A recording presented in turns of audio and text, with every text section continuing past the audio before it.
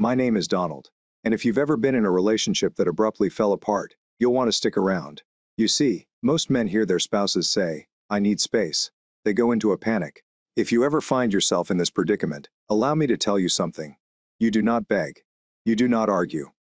You play it smartly. So let's start from the beginning. 15 years. That is how long Genevieve and I had been married. We were not flawless. No couple is. But I always assumed we had a firm basis. We'd gone through challenges, disputes, highs, and lows. But at the end of the day, we were one squad. Or so I thought. Then something changed. Conversations became shorter. She began staying up later than normal. Phone in hand, the screen lighting up her face in the darkness. When I asked what she was doing, she just shrugged it off. Just scrolling or messaging a friend.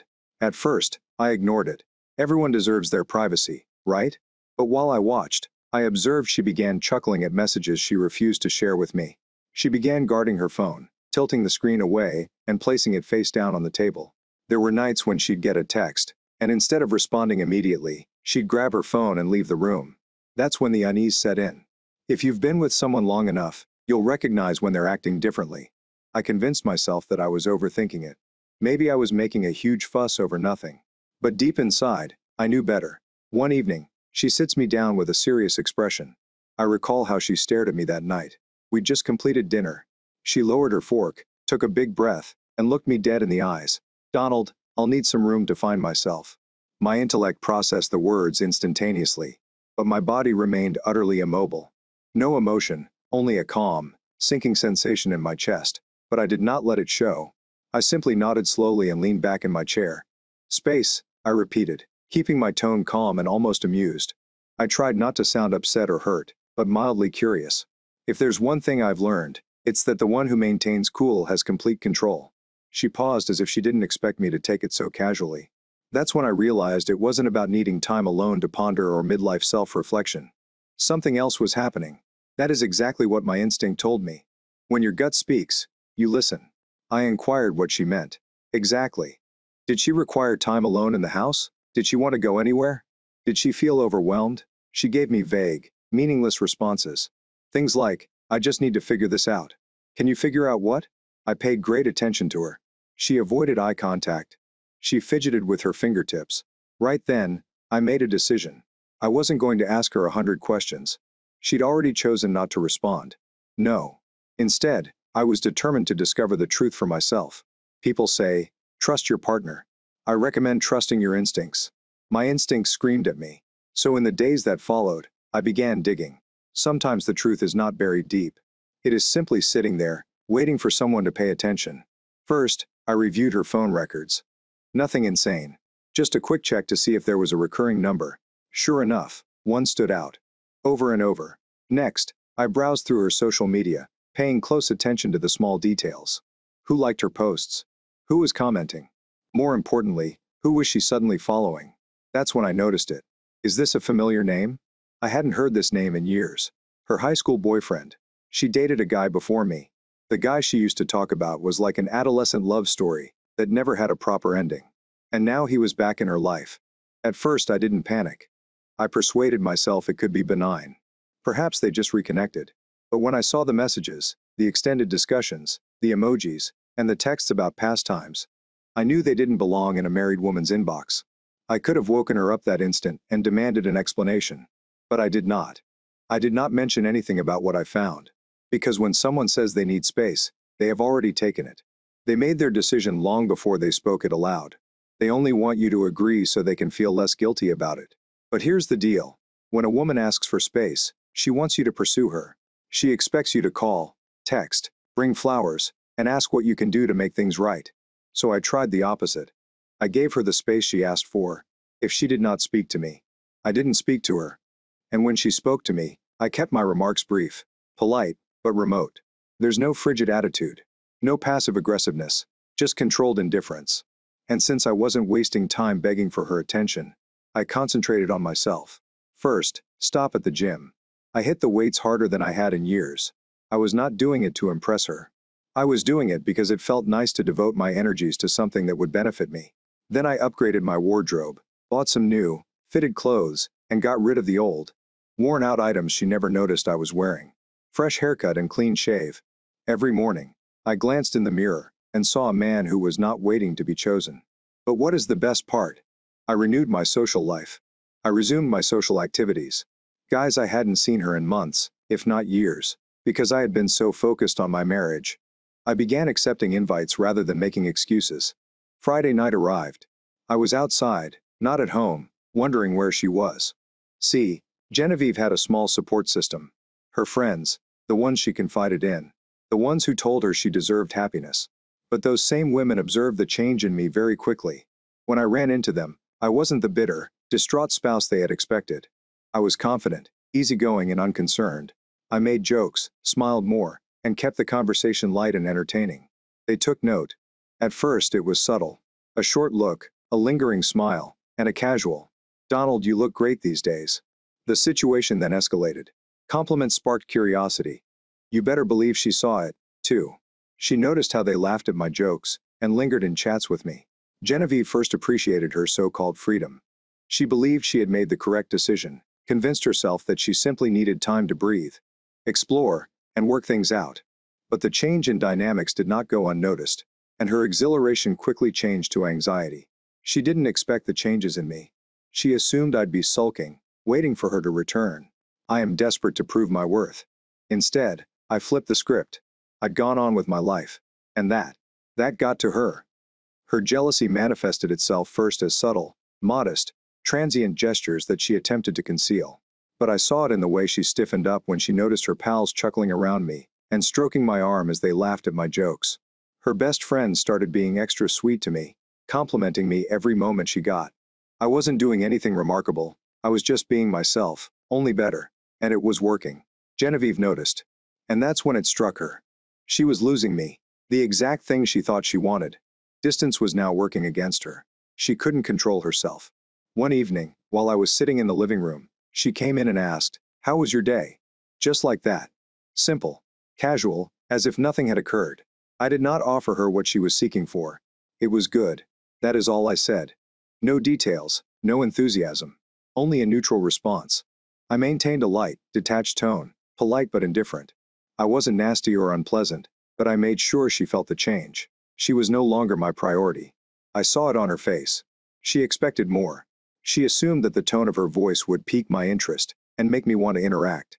However, this is no longer how the game works. I was finished playing on her terms.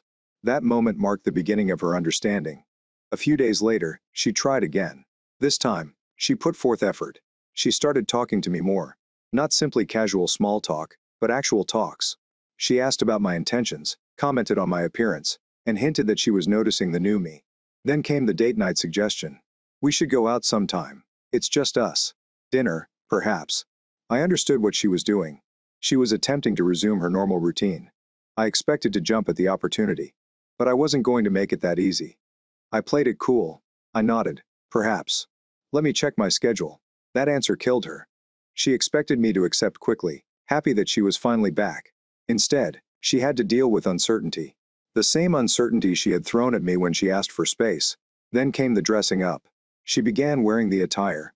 She knew I liked doing her hair and applying perfume around the home. Little things, but they were noticeable. She was not doing it for herself. She was doing it to get my attention. And I still did not bite. I was calm, poised, and in charge. She'd crack eventually. And when she did, I made an effort to recall every detail. One night, she finally said it. I knew what she was going to say but couldn't get it out of her. She sat down, looked me directly in the eyes, and accepted her error. I believe I made an error. Her voice was quieter and more hesitant. I don't require space. I need us. I leaned back and watched her, allowing her words to sink. Then I gave her the response that had been on my tongue for months. I gave you room, because you requested it. But now I'm not sure I want to return to the way things were. Her face fell. That's when she realized the authority had shifted. I could sense regret in her eyes. She realized she had played herself. But it didn't matter anymore. I am done. I told her with a firm voice. You wanted space, and I realized I deserved someone who didn't require it in the first place. And that was the end of it. I watched as she sat there, bewildered, unable to comprehend how the man she had assumed would always be waiting for her had slipped through her fingers. The high school sweetheart, a joke, a distraction. He was never serious with her. Just an old flame messing with her feelings. using her to revisit his past before returning to his normal existence. The split took months to complete, but before it was all said and done, she confessed to me. I regret it. I regret everything. But by then, I'd already moved on. I was already in a better place with someone who appreciated what I had to offer. And she was left alone. So, what do you all think? Was I wrong to handle it this way? Should I have gotten her back after everything? Was I right to move on? I know some people will say, man, you should have fought for your marriage. But let me ask, you, what did they fight for? For a woman who was quick to dismiss me the moment she realized she had a better option. A woman who only recognized my worth when she witnessed other women praising me. That's not love, it's possession. She did not want me. She simply didn't want to lose me to someone else. And it is a significant distinction. I'm going to tell you something I learned the hard way. When a woman claims she wants space, she has already made her decision. She just doesn't have the courage to tell you the whole truth. She isn't asking for space to contemplate. She's asking for room to consider her alternatives without feeling guilty. And when you start begging, pleading, or attempting to persuade her otherwise, she loses even more respect for you. Because you are now confirming what she has already suspected. You are desperate, and she can do better. Listen, gentlemen. If that woman ever hits you, I need space. Nonsense. Do not pursue her. Do not cry. Do not beg. Do not bombard her phone with messages about how much you adore her. That is exactly what she expects you to do. And the moment you do it, you make her choice easier. Instead, offer her exactly what she asked for, but on your terms. Pull back. Work on yourself. Hit the gym. Update your clothes. Go out with friends and show her you're thriving without her. Allow her to experience the absence of the man she believed she could easily replace. And here's the crazy part. When she notices that other women are taking notice of you, and that you are pushing forward rather than waiting, she will begin to question everything. She will ponder if she made a mistake. She will feel jealousy seeping in. And now she's the one chasing you. When that happens, you have to evaluate whether she is really worth taking back. Finally, this is about self-respect. Don't allow anyone to treat you as a backup plan. Know your worth. And if someone has to lose you in order to comprehend this, let them do so permanently. So, tell me what you would have done. Here's the next story. The night it all began. I was supposed to be flying to Chicago for a business conference. That is what Jessica thought. Anyway, I had packed my belongings, kissed her on the cheek, and even allowed her to drop me off at the airport. She smiled at me through the car window, waved farewell, and instructed me to call when I landed. I had every intention of going. I had my boarding pass and itinerary. I even had the dumb airline's complimentary drink voucher in my pocket. But something didn't seem right. A gut instinct, a whisper at the back of my mind, advised me to turn around. So, I did. Instead of passing through security, I walked right back out the doors, grabbed a cab, and headed home.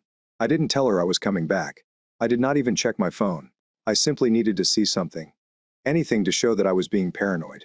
That my 19-year-old wife wasn't lying to me every time I arrived home. The house was dark and silent. It was barely beyond 9 o'clock. If she had gone to bed, that would be good. But as soon as I went inside, I felt it. The void left by her absence. The residence lacked a lived-in quality. There was no television noise in the background. There was no sound of running water or light flowing from under the bedroom door. Only cold, motionless air. Her automobile was not in the driveway. I stood there for a whole minute, trying to give myself a plausible explanation. She'd gone out, perhaps to get some food or to see a friend. But then I noticed her laptop sitting open on the dining table. The screen is still glowing. She never left it behind. Not unless she was in a hurry. I strolled over, and as soon as I touched the mouse, the screen came alive. Messages. The conversation was left open, mid-reply. I doubt she even noticed she had left it there. If she had, she would have cleared everything. The messages were not from a saved contact but rather a number. However, the conversation was clear as day. Him. Same time, same location. Her, of course. I'll tell him I'm home, watching Netflix. He is perfect. Cannot wait. I want her to wear that shirt because I love him. Only if you wear the red dress. I did not move. Didn't blink, did not even breathe. I just stood there, reading the same messages over and over, waiting for them to change. However, they didn't. The words remained the same. Everything fell apart all at once. This was not the first time. The way they spoke. The ease, the shorthand, and the inside jokes. This was not a random mistake. This was a routine. A habit. A second life she had created behind my back. I had been blind to it. I looked at the clock. 9:13 p.m. I scrolled upward. Their latest meeting occurred on Tuesday. The previous time was last Friday.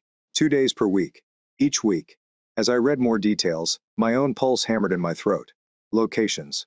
Hotel. The Oakwood. Room 214. Every single time. I wasn't sure whether to laugh or throw anything. She was predictable, at the very least. So I grabbed my keys and drove. I was not thinking. Not really. The world outside was a flurry of headlights and neon signs. But I scarcely noticed it. My hands were steady, and my intellect was as keen as it had ever been. If she believed she was smart, that she had everything under control, and that she could lie right in front of me and get away with it, she had greatly underestimated me. At precisely 937, I turned into the parking lot. The Oakwood was the type of establishment that didn't ask questions. Low lighting, tinted windows, and a location far enough away that no one you knew would notice you. Her automobile was already parked. I sat there staring at it, the reality setting in. She'd been in that same room with him before, laughing, stroking, and whispering things to me. I got out of the automobile. I walked into that hotel right past the receptionist, who didn't even look up. Room 214 was located at the end of the hallway. I could hear voices behind the door, muffled and low, but hers was clear. I knocked. Silence. Then footsteps, a nervous pause, then the lock turning. The door opened slightly, allowing me to see his face. A stranger. Some random guy who had no idea the worst moment of his life was about to happen. He didn't say anything before I shoved the door open. The door slammed open so hard that it struck the wall. The man lurched back, his eyes wide and his mouth open, as if he were about to protest. But then he noticed my face. I must have looked mad, because he froze his hands up, as if I was holding a weapon. Jessica sat on the edge of the bed, wearing that ugly red dress. She crossed her legs and held a wine glass. For a brief while, she did not react, as if her brain was unable to grasp what was happening. Her expression twisted suddenly, as if a switch had been flipped. "What the hell is wrong with you?" She stood up abruptly. That was her initial answer. Not a shock. Not guilty. Not even an attempt to explain. It's just fury. I took a cautious breath, stepped inside, and closed the door behind me. The guy, the pitiful excuse for a man, was still standing there, shifting his weight as if he was deciding whether to run or fight. "Sit down." I spoke to him calmly. Jessica's head snapped toward him as a warning. As if she didn't want him to listen to me. "No, don't. You do not have to do anything he says." I ignored her. "Sit down," and he did. I suppose something in my voice convinced him. He did not want to know what would happen if he didn't. He slumped onto the chair in the corner, holding the armrests as if they could save him. Jessica scoffed and rolled her eyes. "You're acting insane right now." I gazed at her. I really saw how she straightened her shoulders and tilted her chin up, as if she had any control over the situation. She wasn't apologizing. She was not ashamed. She was annoyed. I was annoyed that I had caught her. "I was supposed to be in Chicago," I said, voice even. She folded her arms. "Yes, you were. Why are you here?" I laughed. A real one. "Unbelievable. Why am I here?" I repeated, nodding. "Is that what you are going with?" She rolled her eyes again, as though I was wasting her time. "You don't get to come in here and act like a sociopath. You have no concept of what's happening. No idea." I moved closer. "Please explain it to me, Jessica. Explain what a misunderstanding is." She exhaled quickly, as if she were gathering patience for a kid. "It's not as you think." "Really?" "Yes, truly." She glared at the guy, who was still sitting there like a caged animal. "Ethan is only Ethan." I repeated his name, turning closer to him. He flinched. "Ethan, how long have you slept with my wife?" His gaze shifted to Jessica, waiting for orders. She flashed him a glance, and I knew. I realized immediately that she was in charge of the entire situation. That this guy, this pathetic imbecile, was merely a pawn. "Don't answer that." She snapped at him before turning back to face me. "I do not owe you any explanations." Something dark and quiet settled within me. "No, no," she said, leaning closer as if she were about to lecture me. "I told you that you're overreacting. You're acting insanely jealous. Every Tuesday, every Friday. Room 214. Her mouth closed. Ethan's face became white. I tilted my head. "Do you want to try again?" Jessica's nostrils flared. "Were you spying on me?" I heaved out a laugh. "You're unbelievable." "No," she snapped. "You're unbelievable. You do not trust me. You follow me around like a creeper. And now you want to intimidate Ethan? Intimidate?" I looked at him. He was shaking. Jessica noticed it as well, which seemed to irritate her the most. She turned against him. "Oh, God, grow a spine. He is not going to do anything to you." Ethan swallowed hard but did not say. I take a step toward Jessica, lowering my voice. How long? She sighed and crossed her arms. Why does it matter how long? She tilted her head. She pressed her lips together, as if she were thinking about something. Then, with a long, satisfied smirk, she added 2 years. 2 years. I stared at her. Something chilly is crawling into my veins. She smiled as though she'd won something. And that's when I realized she didn't care. She had never cared. She had waited for this moment. She wanted me to break, snap, and scream. Perhaps so she might turn it on me. Perhaps so she could convince herself that I was the problem. But I wasn't going to give her any satisfaction. Instead, I grinned, calm and controlled, unshaken. Then I leaned in, only enough for her to hear and whisper, I know about the $11 million. Her smirk faded for the first time that night. Jessica froze. That sneer, that proud, arrogant little slant of her lips vanished as if someone had ripped the floor from beneath her. Her eyes hardly fluttered for a second, but that was sufficient. Enough to tell me she understood exactly what I was saying. Ethan, the coward, kept his head down, praying to whichever god he believed in, that he could simply dissipate. But I stopped paying attention to him. This was now between me and her. She swallowed. I noticed her throat move. She was calculating. I had spent 2 years in the dark, and now, in a single second, I had changed the entire game. What? What exactly are you talking about? She explained, and I almost chuckled at how poor she was at lying under pressure. I leaned back and watched her squirm. You understand exactly what I'm saying, Jessica. Her hands twitched by her sides. Good. She felt apprehensive, but she tried to hide it by crossing her arms and pulling out a scarf. Oh, please. You are just making things up now. What? You believe this is a movie? You think you're a mastermind uncovering a massive conspiracy? I did not respond. I just kept watching her since she had no idea what I knew, which scared her. She forced a laugh. You are pathetic. You were caught stalking me, and now you're trying to divert from the reality that you're a paranoid psycho. I can't believe I married such a shut-up, Jessica. Her mouth slammed shut. I'd never spoken to her like that before.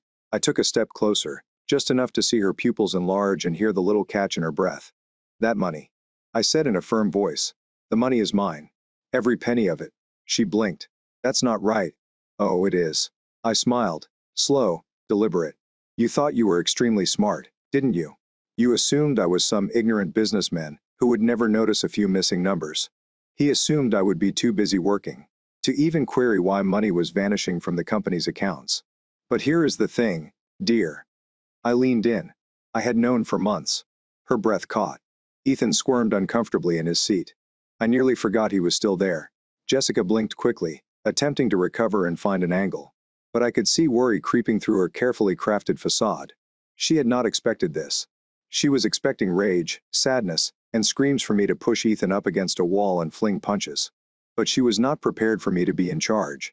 I could practically hear the wheels moving in her mind, trying to figure out how much I knew and how much danger she was in. She swallowed again, and when she spoke, her tone was quiet, almost pleading. Babe, please listen. I guess you misinterpreted something. I grinned. There it was. The transition from forceful to manipulative, in less than 5 seconds. But it was too late for that. Misunderstood. I repeated, tilting my head.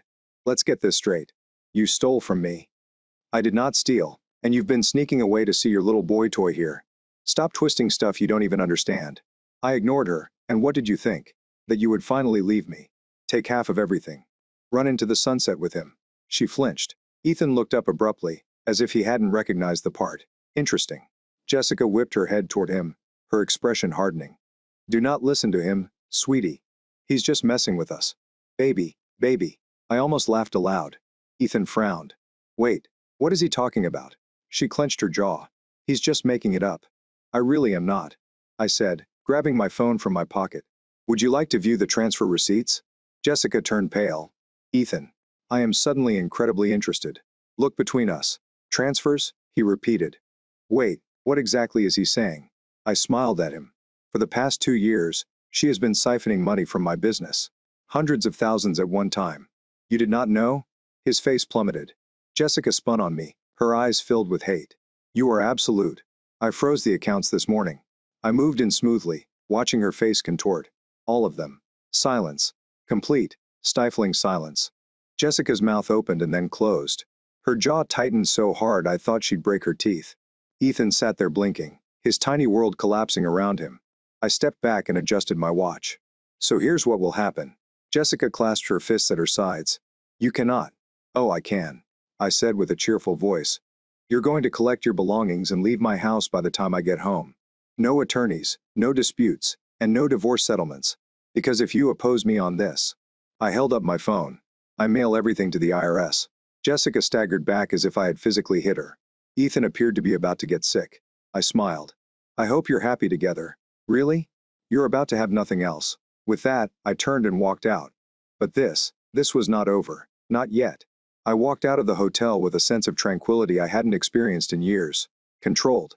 Cold. Calculated. It wasn't the numbness from shock. It was clarity. I had a serene, unwavering assurance that I had won.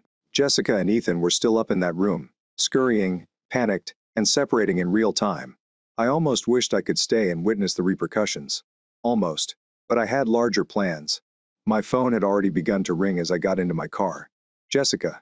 I didn't respond. I started the engine and drove. She called again and again.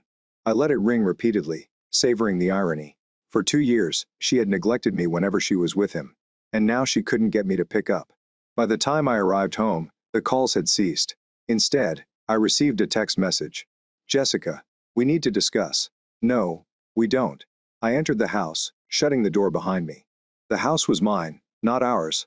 Mine. She didn't realize it yet, but everything in this area was about to be taken from her. I made myself a drink and sat down in my office, opening my laptop. There was still work to be done. See, I didn't just freeze the accounts. That was merely the first step. Step 2. A complete forensic audit.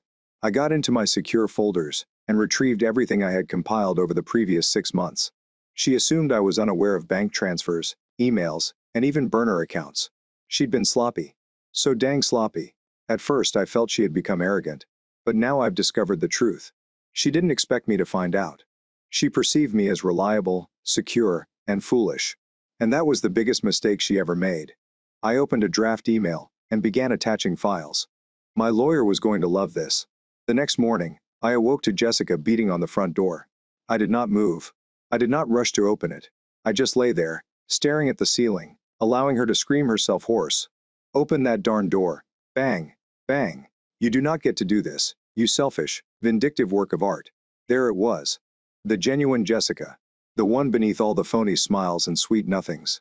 I finally got up, stretched, and headed downstairs. Come unbothered. I opened the door right as she raised her fist to pound again. She stumbled forward, catching herself, and she looked terrible. Her mess. Yesterday's makeup and smudged reverend eyes. She must have been awake all night. Good morning, I said with a cheery voice. She pushed past me, storming in as if she still had a right to be here. Do you think this is funny? I partially closed the door behind her. She whirled at me. You had no right to freeze such accounts. I took a sip of coffee, unconcerned. Oh, I had every right. You stole from me and my firm. Did you think I'd notice? Her lips separated. Just a second. A crack in the mask, then she abruptly shifted tactics. The rage turned to tears. She sniffed, reaching for my arm. Baby, I made a mistake. I moved back before she could touch me. Don't. Her hand hung in the air for a second, before she dropped it. Shoulder trembling. Please. You do not comprehend. I tilted my head. No, I think I understand completely. You withdrew hundreds of thousands of dollars from our accounts. You spent 2 years sleeping with another man. You intended to divorce me and take half of what I built. Her breath caught. You knew, she whispered. I grinned. Oh, I knew. I'd known for a time. That is why I ensured that the company's assets were never legally tied to you.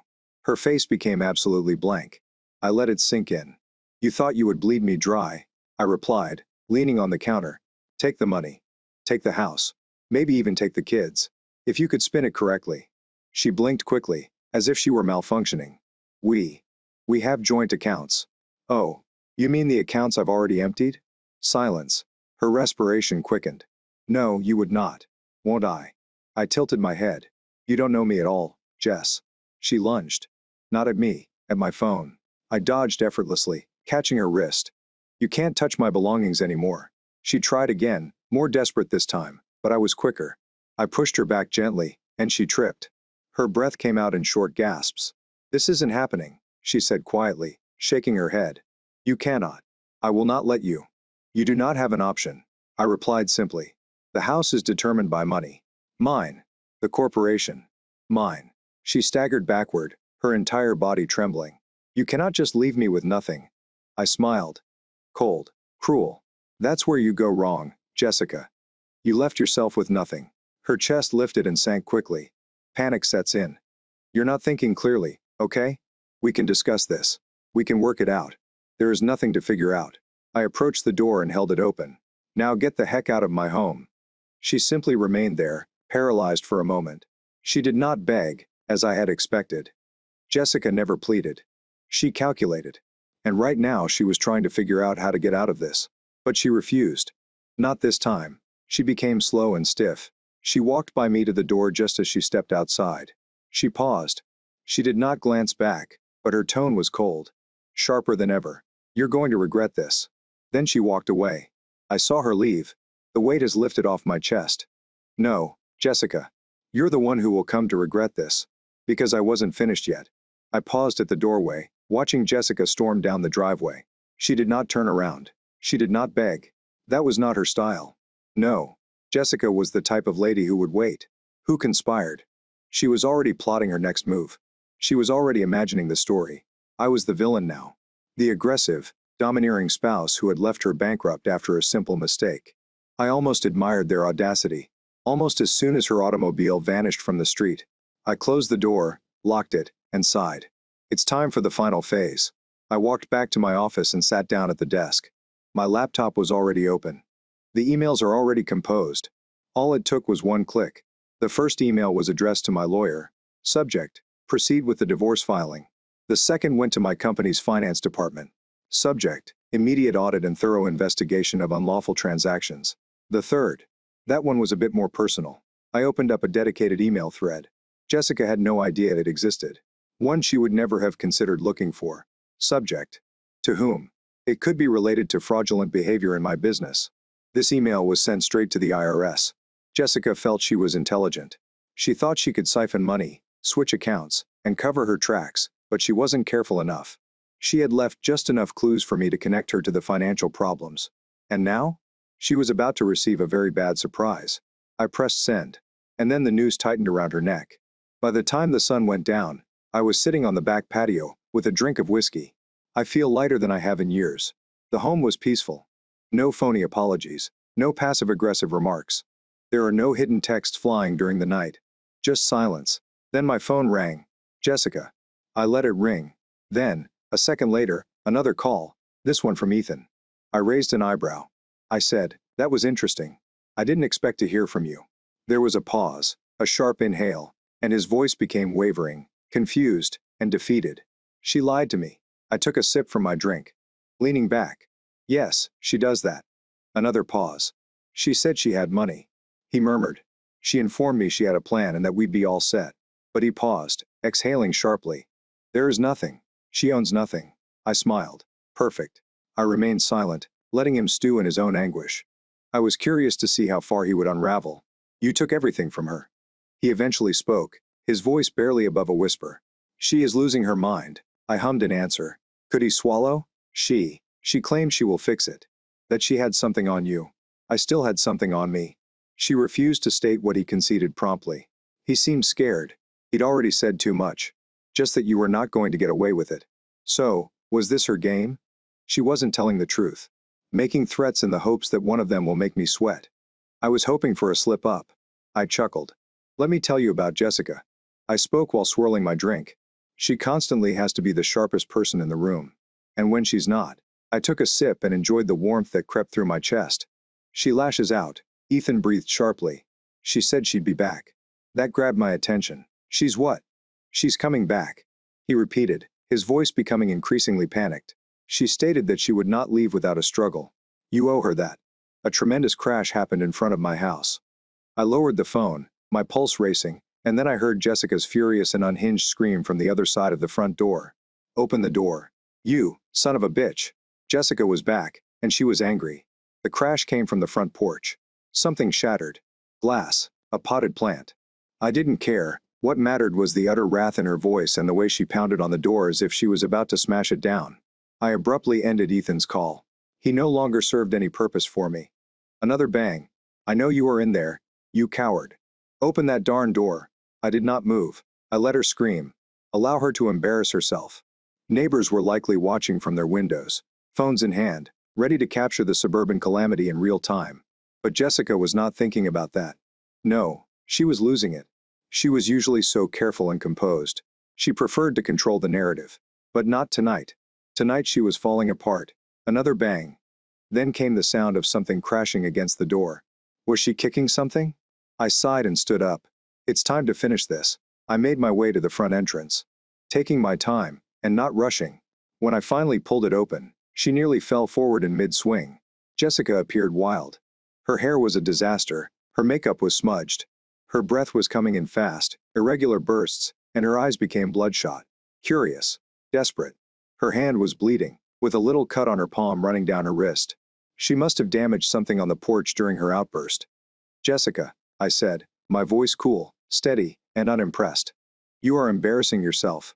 Her nostrils flared. Do you think this is over? I breathed slowly. I know it is. She took a step nearer, invading my space, and her voice became low and menacing. You've ruined my life. I laughed, really laughed. Oh, that is an impressive sum. You accomplished it all on your own, dear. Her jaw clenched so hard, I feared her teeth would break. I want my money, she growled. I tilted my head. What about the money? Her hands had curled into fists. Don't play foolish with me. I leaned against the doorframe and studied her. She was trembling. Not from fear, but from an uncontrolled wrath. Jessica, I said in a gentle, almost sarcastic tone. Gentle. You have nothing. Her breath caught. It was a direct hit. I smiled slowly and sharply. No money, no home, no future. You're all alone. She took off. I moved back before she could touch me, and she lurched forward, unsteady. For a few seconds, I believed she was going to hit me. Scratch, claw, and tear at my face with your nicely manicured nails. But suddenly, just as quickly as the wrath overtook her, she came to a standstill. Her breathing slowed. Her expression shifted, and she instantly smiled. It was not a genuine smile. It was something else. Something calculated. And that's when I realized she still had a card to play. She tilted her head, her words becoming syrupy sweet. You know, she muttered, delicately brushing her fingers across the doorframe. We don't need to do this. We don't need to fight that way. I narrowed my eyes. Cut the act. She giggled, as if it were a charming little misunderstanding. Come on, sweetie, she purred as she stepped closer. We had a good thing. 19 years, correct? She bit her lip and looked up at me through her eyelids. Do you truly want to throw it all away? Unbelievable. She was attempting to entice me, as if I had forgotten about the other man. The steal is the ultimate treachery. She moved her hand down my chest. Slow, deliberate. We can fix it, she muttered. You know we can. I grasped her wrist and removed her hand. Her smile cracked. I leaned forward with a chilling whisper. You detest me. Her lips formed a tiny line. The seduction faded. And now, she was done faking. She stepped back. I was furious. You want to play dirty, she spat. Fine. I raised an eyebrow. What are you planning to do, Jessica? Call a lawyer. You have nothing. No case. No leverage. No proof. Her smile reappeared, but this time it was cruel. Oh, I do not need a lawyer, she remarked, tilting her head. I've got something better. Then she took out her phone, one tap and one swipe. She then turned the screen toward me. A video. I frowned. When I glanced closer, my stomach fell. I was standing in my office, sitting at my desk, and talking on the telephone. The audio was faint yet recognizable. How long had she been recording me? My pulse increased, but I didn't let it show. I kept my expression neutral. Jessica's grin broadened. You believe you're quite brilliant, don't you? She leaned in. You are not the only person who can play this game. I exhaled slowly and steadily through my nose. What's your perspective? She tapped the screen. The video played. My own voice filled the gap between us. Just make sure everything is transferred before she notices. My own words were perverted. Jessica beams. Oops. She whispered. It looks like you've also been stealing. And just like that, the game changed. Jessica stood there, smirking as if she had already won. As if she had just plucked the ultimate ace out of her sleeve. I didn't flinch or respond, but inside, my thoughts were already racing. She had a video, skillfully cut and out of context, of me discussing financial transfers. And now she believed she had leverage. She believed she had found a way to trap me. I let out a deep breath and tilted my head, appearing to be impressed. Wow. Do you honestly believe this will work? Her smile broadened. Oh, I know it will. She wiggled the phone slightly, as if she were dangling a piece of meat in front of a hungry dog. You've spent all this time ensuring that I get nothing from the divorce. But guess what, sweetheart? Her voice lowered to a syrupy whisper. If I go down, you will go down with me. There it was. She was desperate. This was not a power move. This was the last gasp effort. Hail Mary. I took a step forward, narrowing the gap between us, watching as she struggled to maintain her position. Let me tell you something, Jessica, I muttered, my voice dead. That video will not hold up in court. No judge will convict me based on a cut-up, conveniently edited recording. She smirked. Oh, I do not need a judge. I breathed through my nose. There it was. She was not thinking of attorneys or courtrooms. She was thinking about the court of public opinion. Social media. The media. My clientele. My business. My reputation. This was not about seeking justice. This was about to ruin me. Jessica's face brightened up as she saw the knowledge dawn on mine.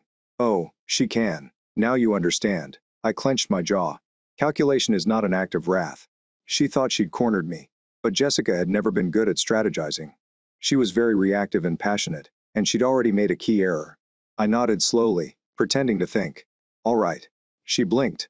What? I took a gradual step back, allowing the tension between us to subside, then maintained the calmest countenance conceivable. I said, go ahead. Post it. Jessica's entire body became tense. What? She repeated, her voice slightly tighter. I shrugged. Post it. Send it to the news. Blasted throughout social media. Ruin my reputation. I offered her a sarcastic smile. Let's see how it works for you. Her fingers curled around the phone. I could practically hear her nails sink into the plastic case. She had expected me to beg, fold, and put myself at her mercy. She did not expect me to call her bluff. Her jaw clenched. Do you think I won't? I leaned in close enough to see the uncertainty in her eyes. I believe you have more to lose than I do. She froze because she knew I was correct.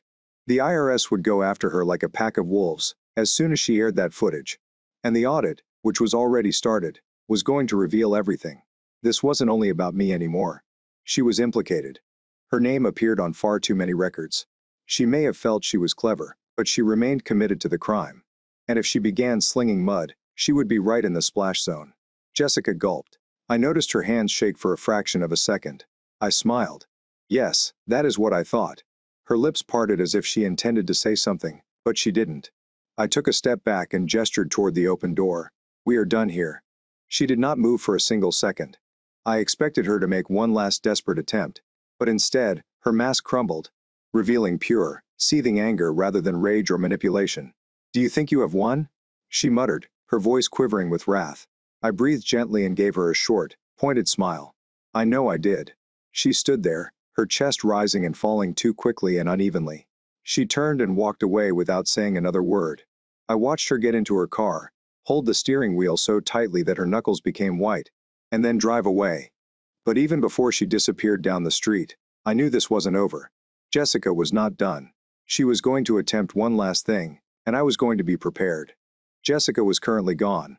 I stood in the doorway, listening to the distant buzz of her automobile as it went down the street. I did not move. I didn't relax. I only waited because I knew her.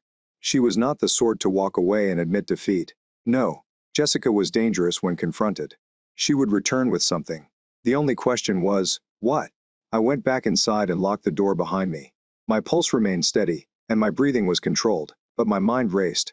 She believed she had leverage with that bogus recording. I thought she could back me into a corner. But now she needed to reconsider her tactics. That made her unpredictable. I grabbed my phone and opened my security app. The cameras around my house were activated.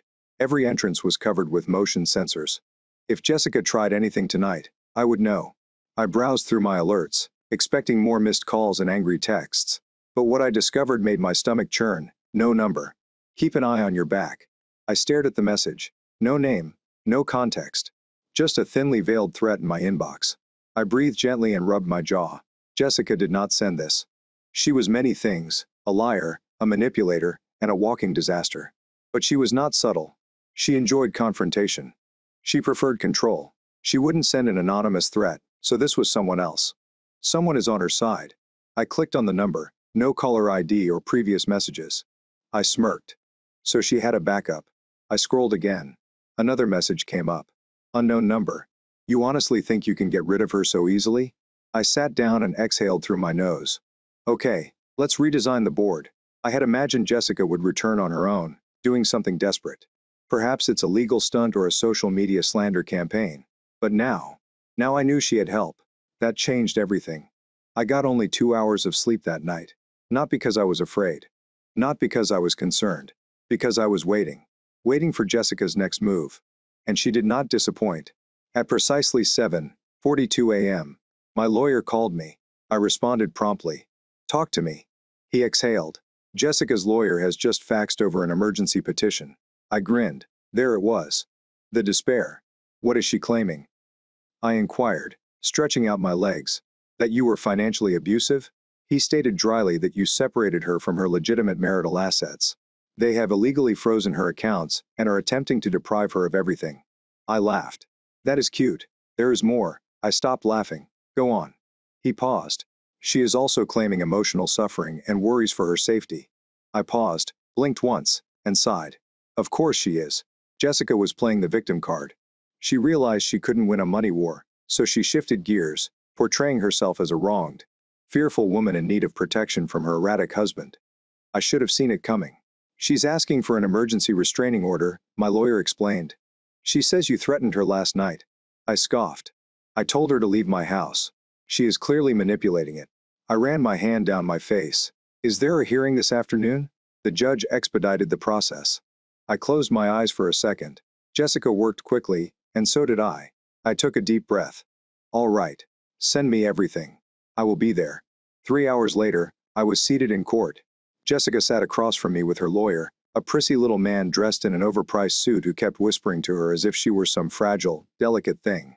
She would not look at me. Oh, she was good. She sat rigid and composed. Quiet. Dressed in a delicate blue blouse, with minimum makeup and hair neatly tied back. She looked like a victim. I nearly laughed. The judge entered, and we all stood. The hearing was quick.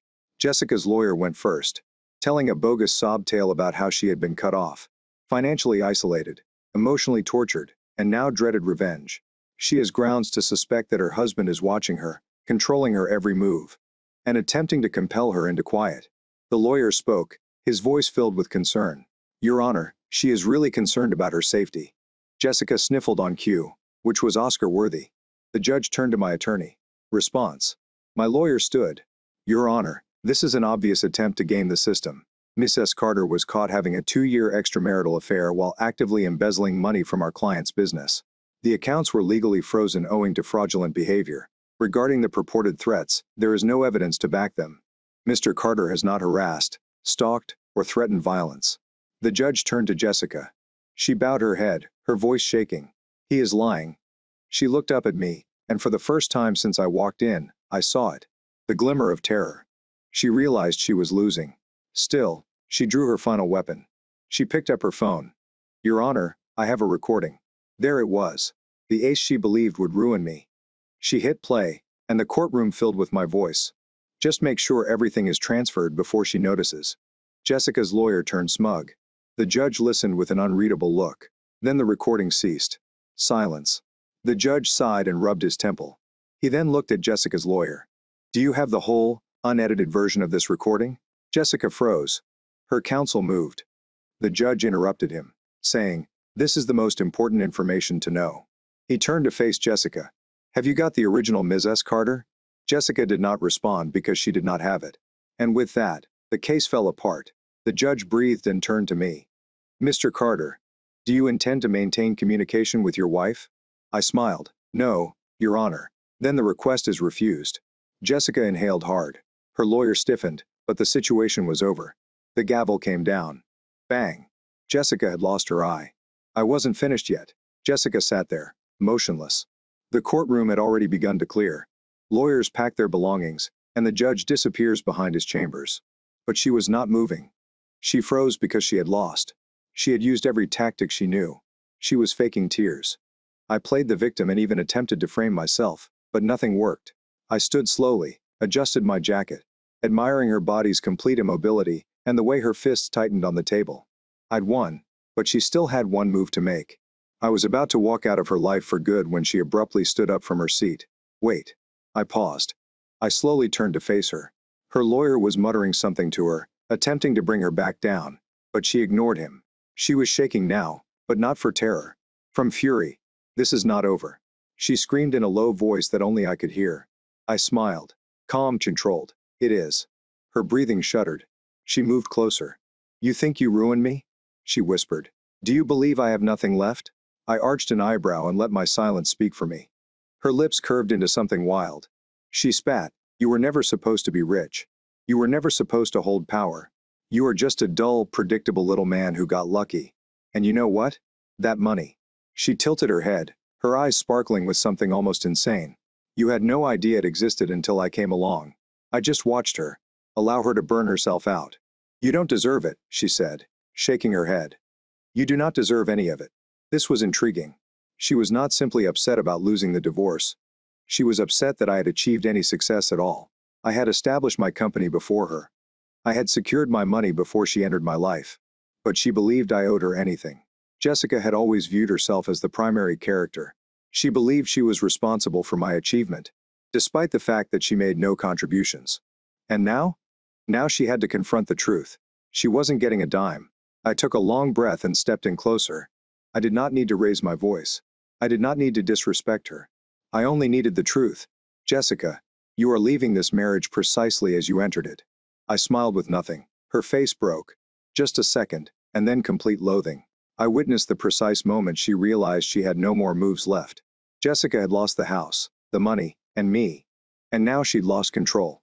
She turned so quickly that her heels squeaked on the floor. She grabbed her purse, flung it over her shoulder, and charged for the exit. Her lawyer ran after her, saying something about reevaluating possibilities, but I knew she had nothing left to fight for. Nonetheless, I knew this would not be the last time I heard from her. Jessica has never accepted defeat. She'd find a way to make this worse. And so I waited.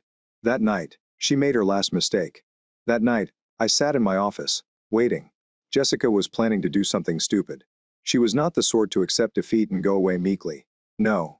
She would fight until the last end, clutching at whatever she could. Even if it meant bringing her down with me. My phone buzzed at exactly 11:47 p.m. Not a call, not a text, but a notification. I unlocked my phone and immediately noticed it. A social media post. Jessica had finally used her last card. I had already clicked it, knowing precisely what it was. A long, dramatic post filled with lies. A photo of us taken years ago when she still pretended to love me. And behind that was a sob story that was nearly unbelievable.